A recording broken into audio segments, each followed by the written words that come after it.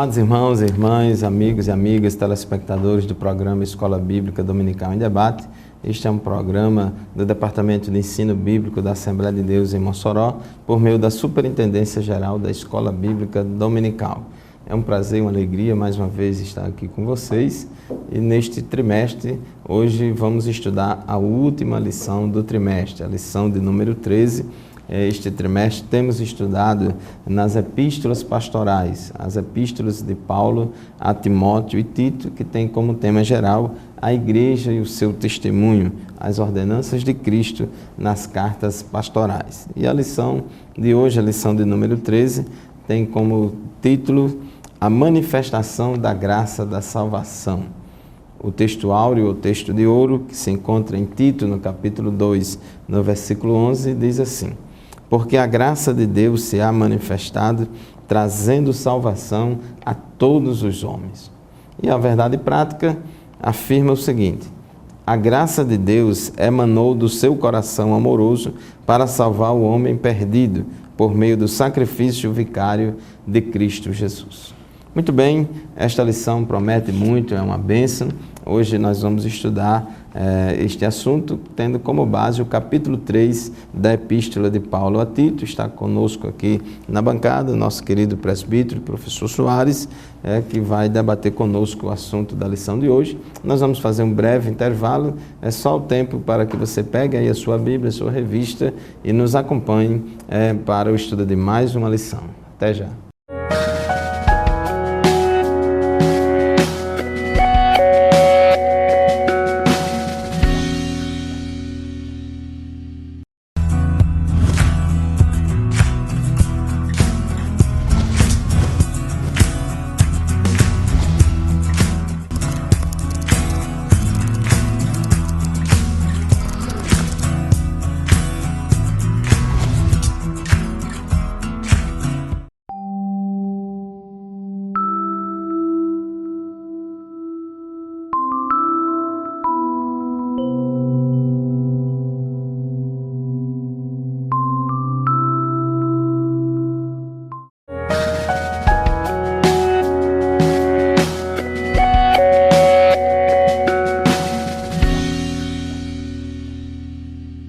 Muito bem, estamos de volta com o programa Escola Bíblica Dominical em Debate. Nós estamos estudando as epístolas de Paulo a Timóteo, a Tito, e hoje nós vamos destacar a 13ª lição que vamos estudar, encerrando esse terceiro trimestre abençoado, onde nós fomos orientados pelo apóstolo Paulo, estudando as suas duas epístolas de 1 Timóteo e 2 Timóteo, como também hoje o terceiro capítulo da epístola de Paulo a Tito.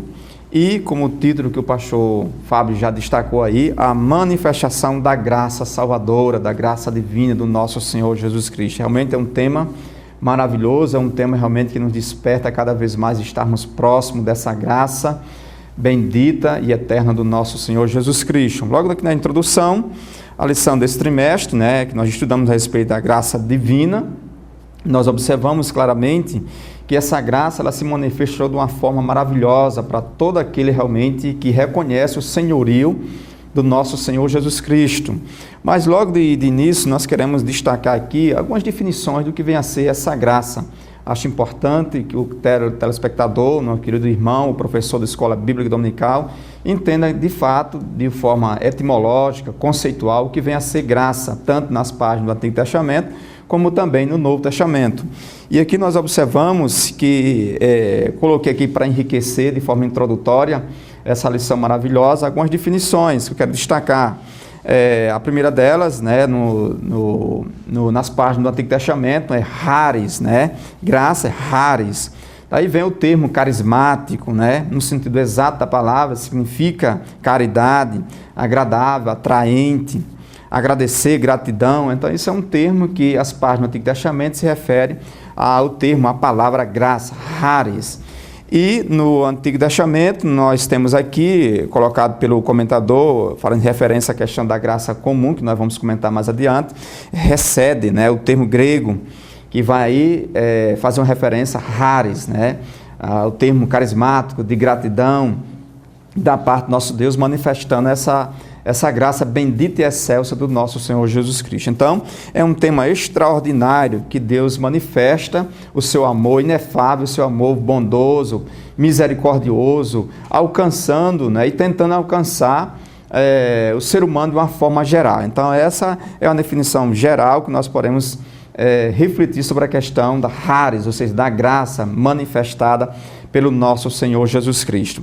Outro termo que eu quero destacar também sobre a questão da graça bendita e eterna do nosso Senhor Jesus Cristo é que a graça de Deus é primeiramente um favor, ou seja, um favor imerecido. Nós vamos repetir muito essa expressão porque ela é necessária. Entendermos que essa graça bondosa, generosa, maravilhosa, extraordinária do nosso Senhor Jesus Cristo, ela se manifestou de uma forma extraordinária no curso da história humana, e precisamos realmente absorver bem isso, entender bem isso, no desdobrar dessa lição de uma forma bem contundente e bem clara.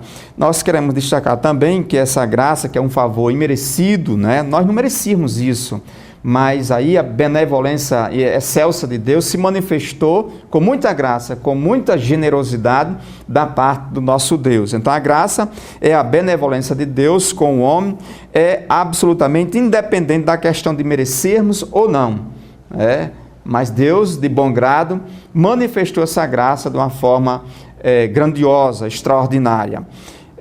Quero destacar também de um grande estudioso, um teólogo chamado Leo Schaeffer, e ele destaca a questão da graça dizendo, afirmando, declarando, tratá-la graciosamente sem a mínima referência aos seus méritos. Graça é amor infinito expressando a bondade infinita do nosso Deus. Então o teólogo é muito feliz quando ele destaca a graça do nosso Deus, do nosso Senhor Jesus Cristo, como sendo um amor infinito expressando em bondade infinita, pastor Fábio.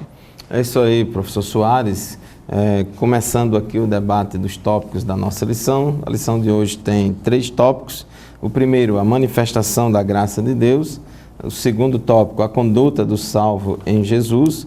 E o terceiro tópico, as boas obras e o trato com os hereges. Aqui no tópico 1, quando fala da manifestação da graça de Deus, nós temos aqui a graça de Deus se manifestando de diversas maneiras, que o comentarista colocou aqui como graça comum, graça salvadora, graça justificadora e regeneradora e a graça santificadora. Então, a graça comum, que ele se refere aqui, é a graça pela qual Deus dá aos homens as estações do ano, o dia, a noite, a própria vida, ou seja, todas as coisas. Inclusive a Bíblia diz que toda boa dádiva e todo dom perfeito vem de Deus. Então esse termo, graça comum, se refere à benevolência, à bondade e à misericórdia de Deus para com toda a humanidade, para com todos os homens, independentemente deles creem ou não em Deus, independentemente deles serem crentes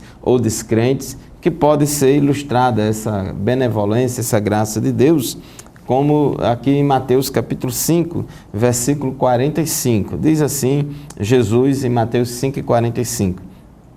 Para que vos torneis filhos do vosso Pai Celestial, porque Ele faz nascer o seu sol sobre maus e bons, e vi chuvas sobre justos e injustos.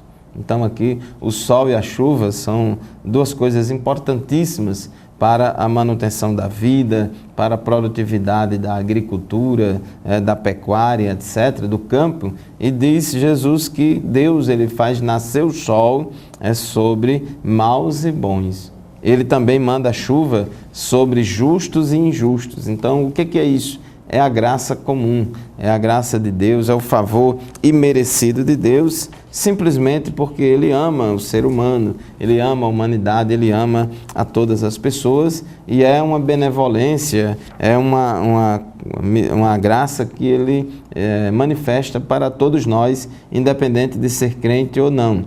Em Lucas, no capítulo 6, versículo 35, temos também outra ilustração dessa graça comum que Deus concede a todos os homens, porque diz o texto sagrado, palavras de Jesus, ele disse que Deus é benigno até para com os ingratos e maus.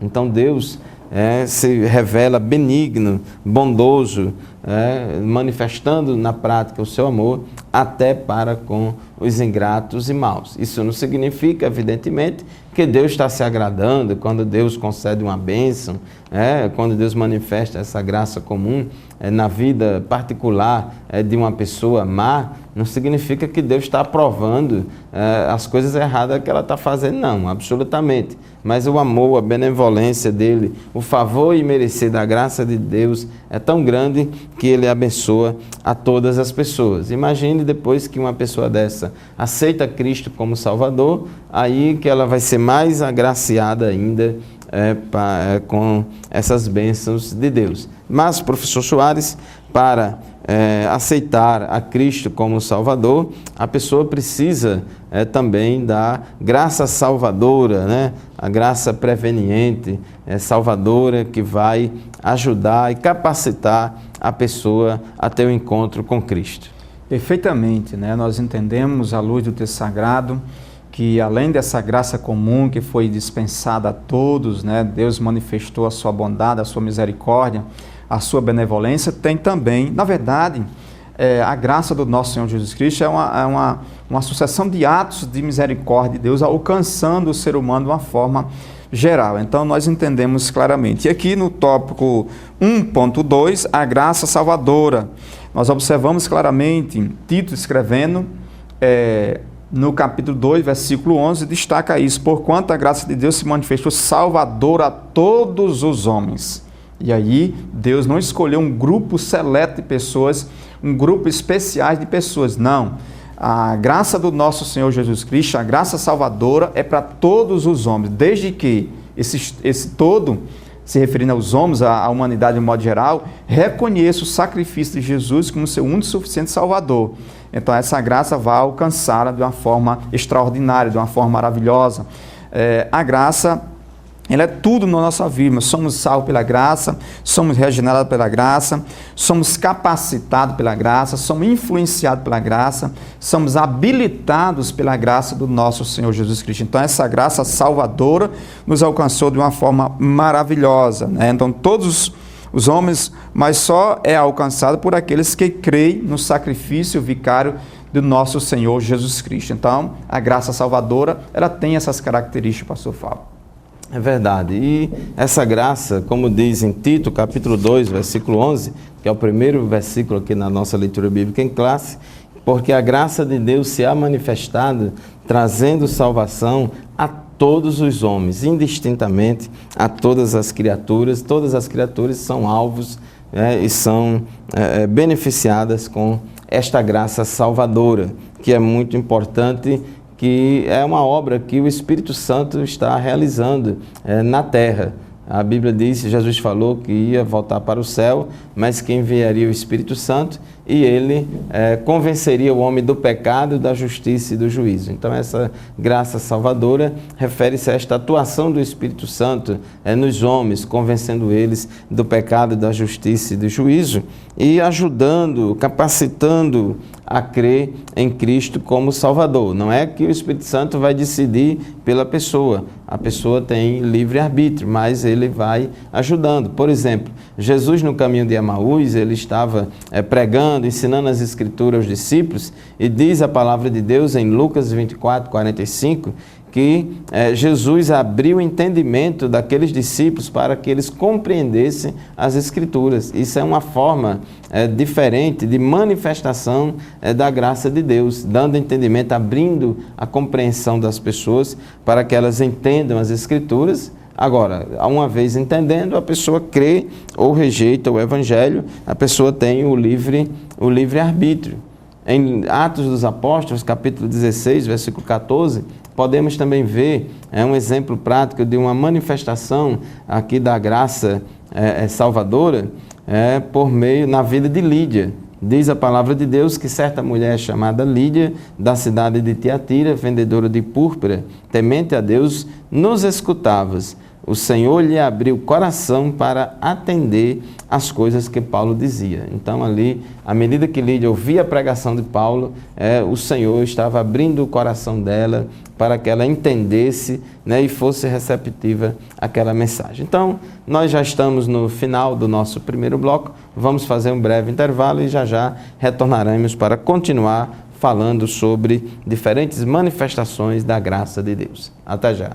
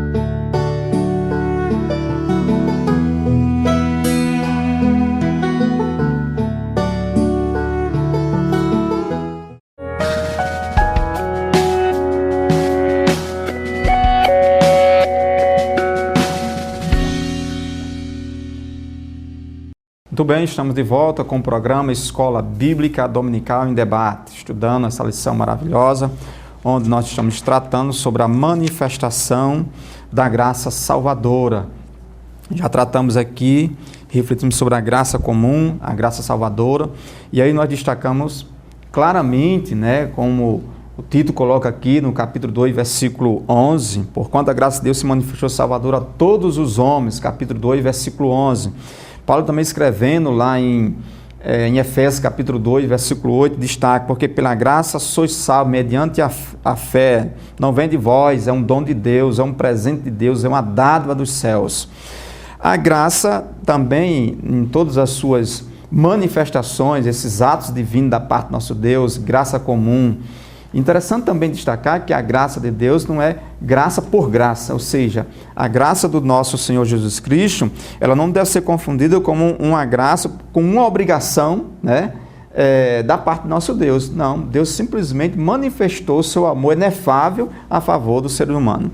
E a outra manifestação da graça do nosso Senhor Jesus Cristo é a graça justificadora. Então, mediante essa manifestação dessa graça do nosso Senhor Jesus Cristo, ele nos justifica. Tito, escrevendo no capítulo 3, versículo 7, destaca, a fim de que, justificado por graça, nos tornemos seus herdeiros segundo a esperança da vida eterna. Então, mediante essa graça justificadora, nós somos participamos a ser herdeiro dessa manifestação, desse alvo bondoso, generoso da parte do nosso Deus de forma justificadora. Outra manifestação da graça do nosso Senhor Jesus Cristo é a graça redentora. Paulo escreve isso muito bem lá em Coríntios, Se está em Cristo, nova criatura é. As coisas velhas passaram e eis que tudo se fez novo. Então, através da atuação maravilhosa do nosso Senhor Jesus Cristo, nós alcançamos essa graça e caminhamos na presença do nosso Senhor. Então, a graça regeneradora, João escrevendo no capítulo 3, versículo 3, destaca, Respondeu-lhe Jesus, em verdade te digo que se alguém não nascer de novo, não pode ver o reino dos céus. Então, é necessário ter um novo nascimento por intermédio da ação do Espírito Santo de Deus, te convencendo do seu estado de pecado, de justiça e de juízo. E aí, essa graça vai capacitar para que você compreenda cada vez mais o sacrifício vicário e expiatório de Jesus Cristo na cruz do Calvário. Pastor Fábio. É verdade, nós seres humanos somos abençoados, todo mundo, independente de ser crente ou não, da graça comum, todo mundo também é abençoado com a graça salvadora, e aqueles que atendem ao chamado de Deus, que aceitam a Cristo como Salvador, por meio da ajuda da graça salvadora, vai também desfrutar da graça justificadora e da graça regeneradora. Romanos capítulo 3, versículo 24, a Bíblia diz, sendo justificados gratuitamente por sua graça, mediante a redenção que há em Cristo Jesus. Então, gratuitamente somos justificados por esta graça. Mas a obra do Senhor na nossa vida não para por aí. Diz a palavra de Deus que aquele que começou em vós a boa obra há de aperfeiçoar. Aquele que começou em nós a boa obra refere-se ao Espírito Santo, porque o Espírito Santo é a pessoa da Trindade que opera e que executa essa graça de Deus na nossa vida de diferentes maneiras, de diferentes formas. E uma vez crente, justificado, regenerado, agora o Espírito Santo vai continuar trabalhando na nossa vida no processo de santificação. Então, uma vez crente, agora estamos no novo relacionamento, na nova posição diante de Deus, fomos declarados santos e agora entramos no processo de santificação progressiva e contínua na nossa vida, e a graça de Deus só pode ser eficaz na vida do convertido se ele se dispuser a negar-se a si mesmo para ter uma vida de santidade. Diz aqui o versículo 12 de Tito, capítulo 2, porque no versículo 11, capítulo 2, versículo 11 de Tito, diz que a graça de Deus se é manifestada trazendo salvação a todos os homens. Só que no versículo 12 diz, ensinando-nos que, observe que essa graça salvadora, ela também nos ensina o quê? que, renunciando à impiedade e às concupiscências mundanas, vivamos neste presente século sóbria, justa e piamente. Então, observe que para a atuação, para a efetivação da graça santificadora na nossa vida, é necessário a parte do homem. Deus, o Espírito Santo, sempre está trabalhando na nossa vida, nos ajudando no processo de santificação, mas a gente tem que dar lugar ao Espírito Santo de Deus. E diz aqui que essa graça nos ensina que a gente tem que renunciar às impiedades e às concupiscências mundanas e viver neste mundo de forma sóbria, justa e piedosa. Então nós vemos aí a parte do homem de deixar o Espírito Santo de Deus trabalhar na vida dele para que ele cresça na santificação. A palavra de Deus em 2 Coríntios, no capítulo 3, versículo 18, Paulo diz assim: e todos nós, com o rosto desvendado, contemplando como por espelho a glória do Senhor, somos transformados de glória em glória em sua própria imagem, como pelo Senhor o Espírito. Então o Espírito Santo, ele continuamente trabalha na nossa vida e a gente, como por espelho, a gente vai refletindo a glória do Senhor e a gente vai sendo transformados de glória em glória, na sua própria imagem, como pelo Senhor o Espírito. Então é maravilhoso experimentar esse trabalhar do Espírito Santo de Deus na nossa vida. Então esta é a graça santificadora aqui do tópico 1.4 da nossa lição. Professor Soares, tendo já concluído aí o tópico 1 da nossa lição, com essas 4 diferentes manifestações da graça de Deus, agora nós temos aí o tópico 2, que refere-se à conduta do salvo em Jesus. Verdade, esse tópico é muito interessante destacarmos aqui quais são as condutas, as formas do cristão se comportar diante do mundo, para com o seu próximo e para com Deus. Então, o tópico 2, a conduta do salvo em Jesus, ou seja, quais os relacionamentos que o salvo em Cristo Jesus deve ter, tanto em relação ao mundo, em relação a Deus e em relação ao seu próximo. Paulo começa aqui no capítulo ordenando que Tito lembre aos cristãos seu compromisso em relação ao Estado e às autoridades constituídas. Sujeição às autoridades, versículo 1. Então, o cristão sincero deve obedecer aos governantes e às autoridades constituídas, desde que este não desrespeite a lei de Deus. Então, é importante, caro telespectador, meu querido irmão, obedecermos às autoridades constituídas, às autoridades, os governantes, que foram, por permissão de Deus, estão ali com as suas gerências em determinadas organizações. Então, nós, como cristãos, devemos obedecer às autoridades constituídas.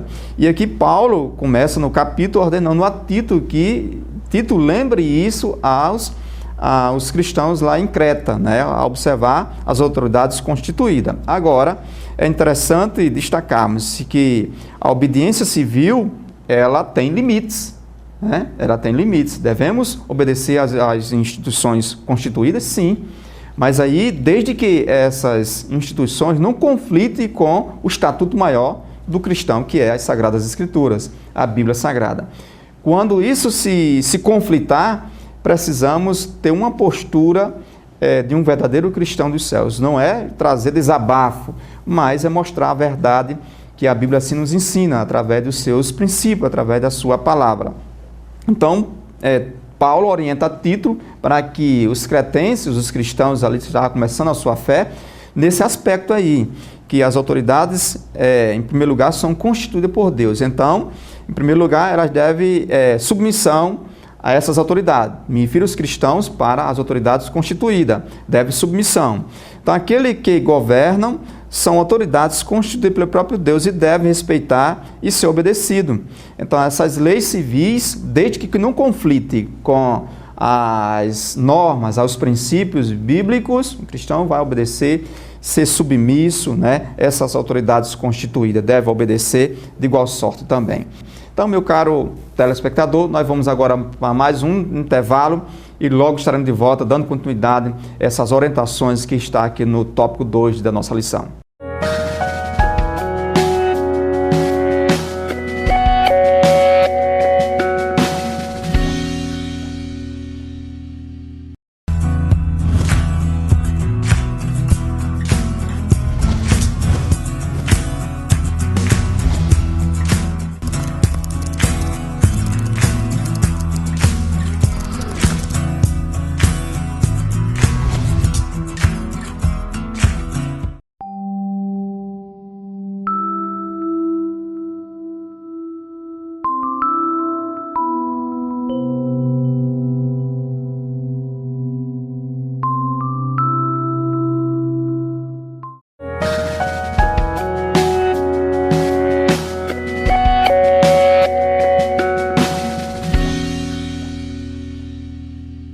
Queridos irmãos, irmãs, amigos e amigas, ouvintes, telespectadores do programa Escola Bíblica Dominical em Debate. Estamos de volta. A lição de hoje é a última lição deste trimestre, lição de número 13, que fala sobre a manifestação da graça da salvação. Já estudamos no tópico 1 da nossa lição, 4 diferentes manifestações da graça de Deus. No tópico 2, começamos a estudar a respeito da conduta do salvo em Jesus. Como já falamos, no capítulo 2, versículo 12 da carta de Paulo a Tito, diz que esta graça de Deus, ela também ensina para nós que a gente deve ter uma conduta que seja condizente com a conduta de um salvo na pessoa de Jesus. Em termos de conduta, em várias áreas que a gente vai debater aqui, e o professor Soares estava falando no final do bloco anterior a respeito da sujeição às autoridades. Então diz aqui no capítulo 3, versículo 1 da carta de Paulo a Tito: lembra-lhes que se sujeitem aos que governam, às autoridades, sejam obedientes, estejam prontos para toda boa obra. Então aqui é um mandamento cristão, não é uma opção. O crente deve obedecer às leis civis. Inclusive em Romanos, no capítulo 13, versículos 1 e 2, versículo 1 em diante, também fala sobre isso. Capítulo 13, versículo 1 de Romanos diz: todo homem esteja sujeito às autoridades superiores, porque não há autoridade que não proceda de Deus, e as autoridades que existem foram por ele instituídas, de modo que aquele que se opõe à autoridade resiste à ordenação de Deus, e os que resistem trarão sobre si mesmo condenação. Então o crente, ele deve ser submisso ao seu chefe no trabalho, ao seu chefe na escola, ao seu professor, e respeitar as hierarquias, seja na vida eclesiástica, na igreja, seja na família, seja no trabalho, na sociedade, enfim, temos que respeitar e obedecer às autoridades superiores,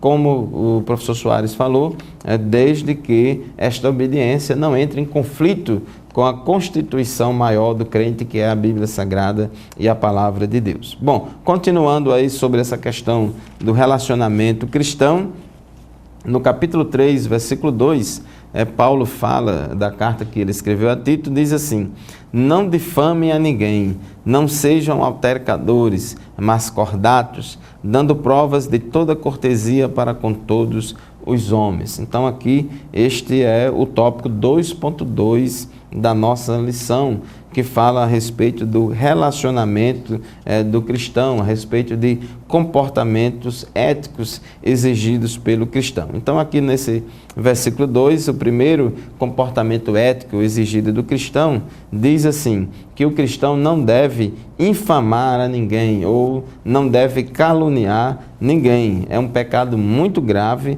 caluniar alguém, seja na igreja, seja fora dela. Então, inclusive, perante a lei, é um crime, existe o crime de calúnia, de difamação, então tem que ter cuidado. Já estudamos na lição anterior, no capítulo 2 de Paulo a Tito, no versículo 3, quando dá conselhos para as mulheres idosas, e um dos conselhos para elas é que ela não deve ser caluniadora, as mulheres idosas não devem ser caluniadoras. E em Tiago, no capítulo 4, versículo 1 da carta que da carta de Tiago, tem uma palavra muito interessante a respeito dessa questão aí do capítulo 4, versículo 11.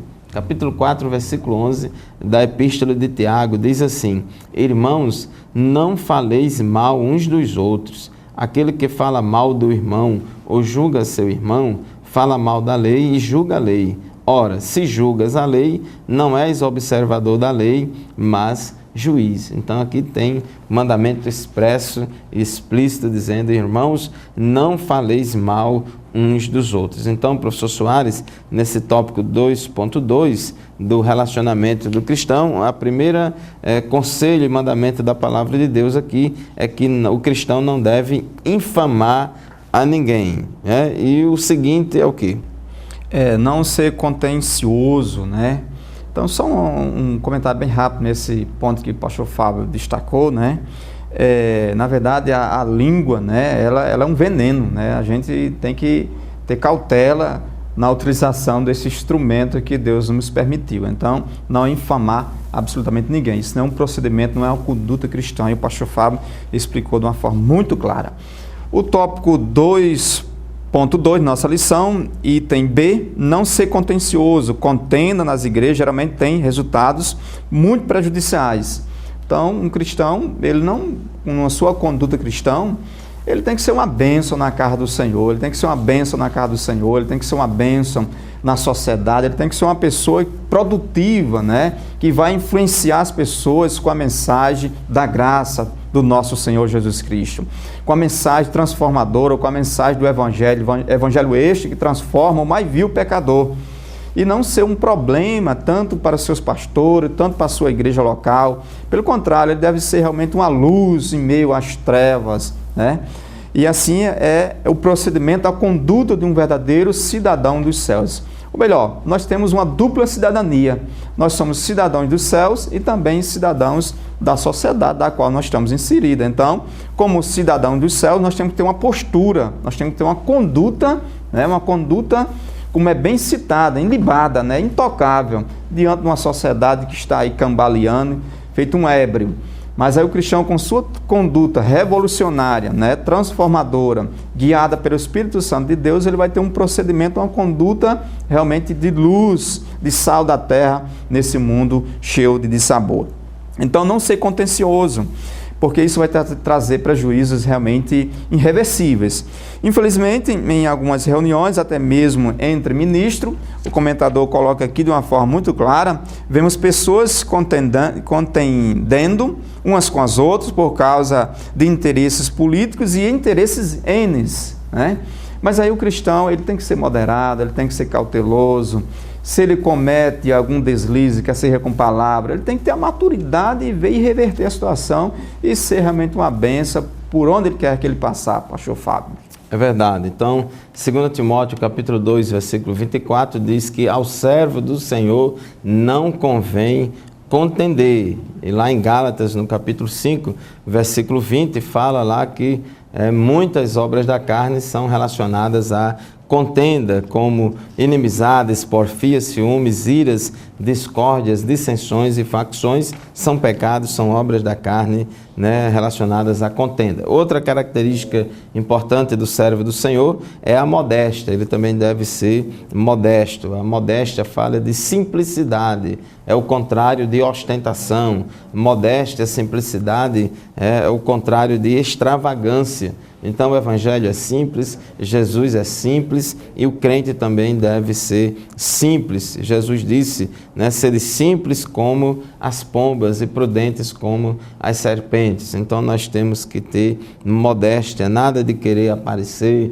nada de holofote, né, nada de querer projeção, pois o crente ele vive em modéstia. Isso não significa que o crente deve viver escondido, trancado dentro de quatro paredes e sem se relacionar com as pessoas. Não, senhor, não é isso, mas ele deve ter uma vida modesta e, além disso, professor Soares, também mostrar mansidão para com todos os homens. É verdade, a mansidão é a característica do cristão. O distintivo do cristão é amar uns aos outros, mas também a mansidão. Por quê? Porque a mansidão não é um atributo natural, mas a mansidão é uma virtude, né? Uma virtude do cristão. e é uma obra do Espírito Santo de Deus. Está bem elencado lá em Gálatas capítulo 5, né, as virtudes do Espírito Santo de Deus, e uma delas é a mansidão. Então o cristão tem que ser manso, tem que ser ponderado nas suas colocações. Tá? Ser manso não é ser tímido, né, não é ser frouxo, né? Na verdade, o homem mais manso das páginas bíblicas, Moisés. Moisés era um homem manso, né? Então nós encontramos vários personagens que nos mostram essa mansidão. Então nós precisamos ser manso. E aí só podemos ser manso de fato quando nós temos o Espírito Santo de Deus na nossa vida. E quando a graça de Deus nos capacita, né, nos influencia, nos direciona, aí nós vamos ser mansos.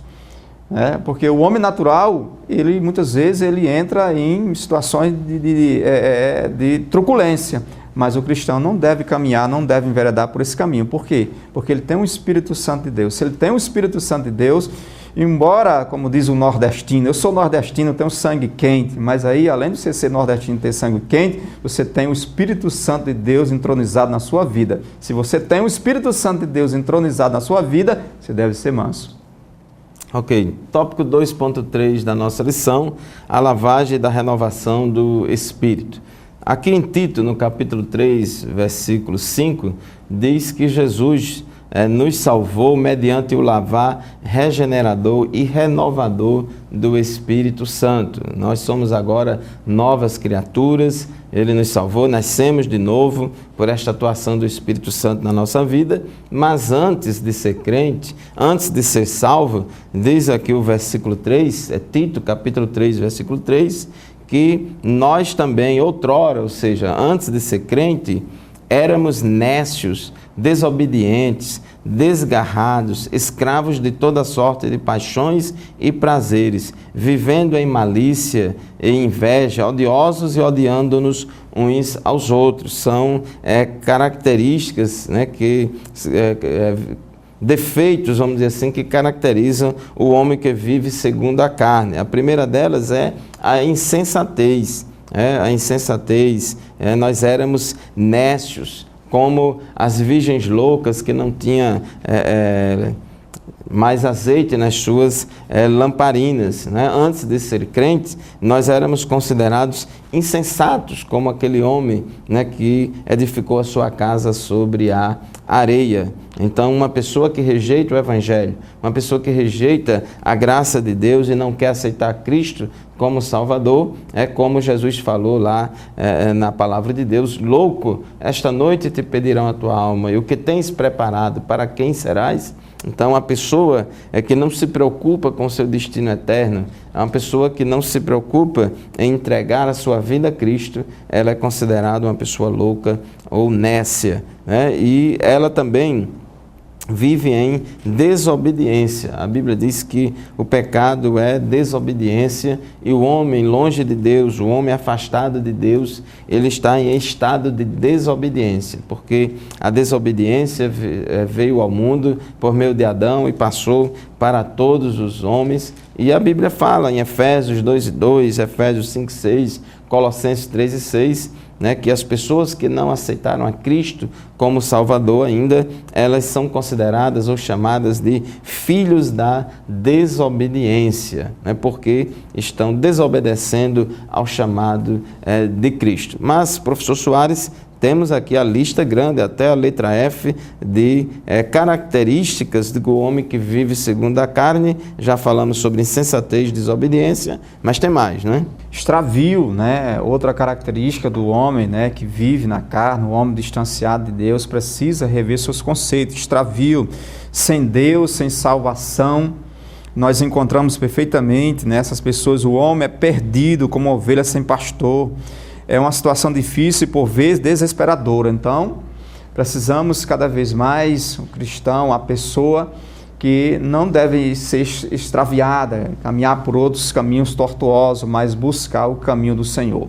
Então, isso são características, né, que a pessoa precisa se libertar dessas características carnais e se voltar para os princípios divinos.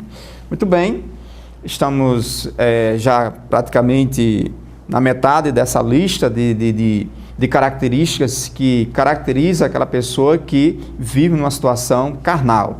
e que precisa rever seus conceitos. Mas agora nós vamos para um breve intervalo e logo estaremos de volta com o programa Escola Bíblica Dominical em Debate.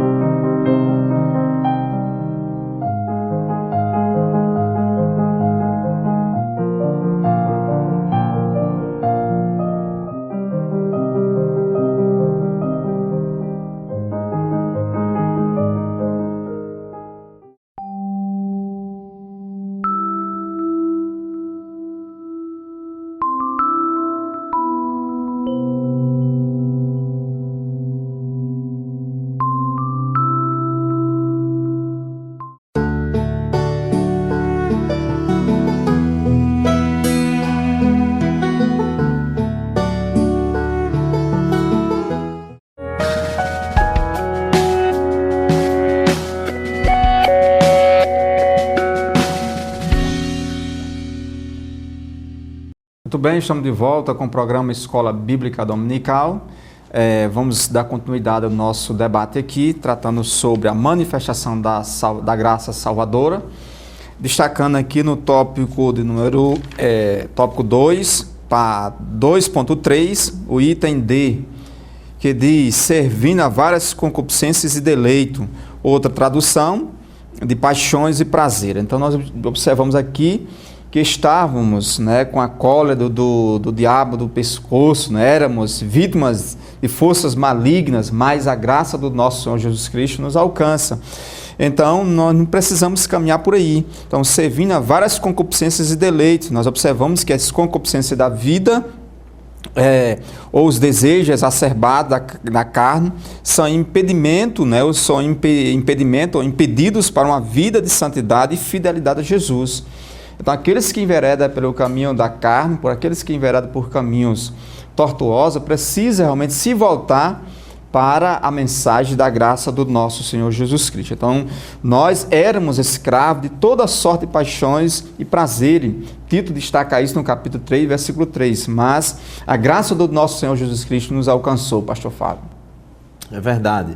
Outra característica do homem que vive segundo a carne, diz aqui o item vivendo em malícia e inveja. Malícia é sinônimo de maldade, perversidade, malignidade, o que não deve fazer parte da vida cristã. Em Efésios capítulo 4, versículo 31, diz, longe de vós toda amargura e cólera e ira e gritaria e blasfêmias, e bem assim toda malícia. Também é outra característica de pessoas que vivem segundo a carne, conforme Tito 3:3, são pessoas odiosas e que vivem odiando uns aos outros, pessoas com o coração carregado de ódio. E isso não é do agrado de Deus, isso não combina com a natureza santa, com a natureza transformada do cristão. João, em sua primeira epístola, capítulo 3, versículo 15, adverte-nos ao dizer que qualquer que aborrece a seu irmão é homicida, e vós sabeis que nenhum homicida tem permanente nele a vida eterna. Esse negócio de dizer, eu tenho ódio de fulano, eu tenho ódio de ciclano, eu tenho ódio, crente não tem ódio de nada, o crente verdadeiro não tem ódio de nada, porque ódio não faz parte do coração daquele que é transformado por Deus, que acima de tudo tem o dever de amar a Deus sobre todas as coisas e o próximo como a si mesmo. Professor Soares, e agora o tópico 3 da nossa lição fala das boas obras e o trato com os hereges. Então nós vamos que essa graça de Deus nos salvou, nos justificou, nos regenerou, nos santificou, e com base nesse trabalhar nessa graça santificadora na nossa vida, nós vamos ter uma conduta de salvo em Cristo, que realmente vai se cumprir aquilo que Jesus disse em Mateus 5,16, para que vejam as vossas boas obras e glorifiquem o vosso Pai que estás no céu. Então, a discussão aqui é o seguinte, as boas obras salva alguém ou as boas obras são consequência da salvação? Fica com a segunda opção, né? As obras são a consequência da salvação, da obra graciosa do nosso Senhor Jesus Cristo. Então, nós observamos nesse tópico 3 as boas obras e o trato com os hereges. Então, nós observamos aqui que Paulo orienta Tito de uma forma maravilhosa. Paulo agora trata da relação de Tito com as pessoas no contexto das questões eclesiásticas, quanto à questão da prática das boas obras e também do rebate, do trato quanto à questão dos hereges. Então, a primeira prática, a prática das boas obras, Tito capítulo 3, versículo 14, né? Paulo ainda diz, agora quanto aos nossos, que aprendam também a distinguir-se nas boas obras a favor dos necessitados para não se tornarem infrutíferos. Então, o cristão que abraçou a mensagem gloriosa, sacrossanta do nosso Senhor Jesus Cristo, a mensagem da graça, a teologia da graça, que o apóstolo Paulo assim proclamou com muita autoridade da parte do nosso Deus, o cristão agora ele vai ser um cristão não infrutífero, mas frutífero na obra, na seara do Mestre Jesus, frutificando aqueles que assim o escutam através da mensagem sacrossanta do nosso Senhor Jesus Cristo. Então, Paulo orienta Tito para que ele desse essa mensagem, essa continuidade para os cristãos em Creta. A salvação é de graça, mas é demonstrada pelas obras. Sim, é de graça, mas é demonstrada pelas obras do cristão, mediante a fé. Recebemos a salvação de graça, mas a recompensa é recebida pelas obras.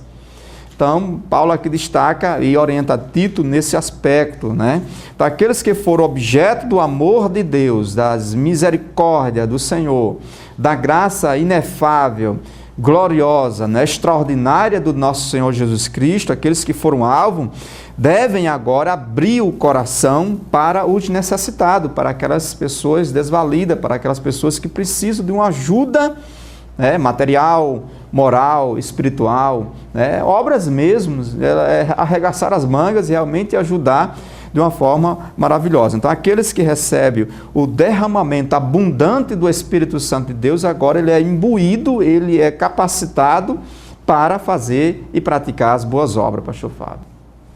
É verdade, professor Soares. Efésios capítulo 2, versículos 8 e 9, realmente diz que pela graça sois salvos mediante a fé, isto não vem de vós, é dom de Deus, não vem das obras, para que ninguém se glorie.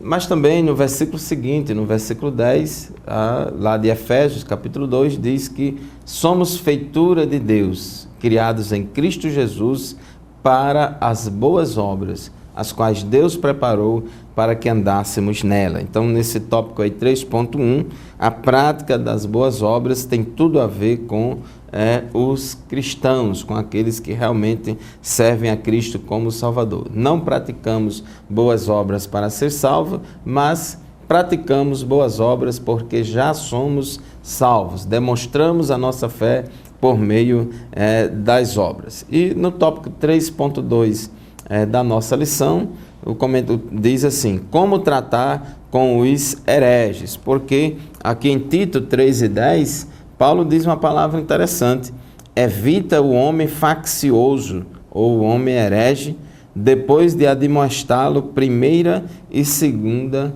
vez. Observe que a característica do cristão é o amor, a característica do cristão é a tolerância, a característica do cristão é sempre estar receptível.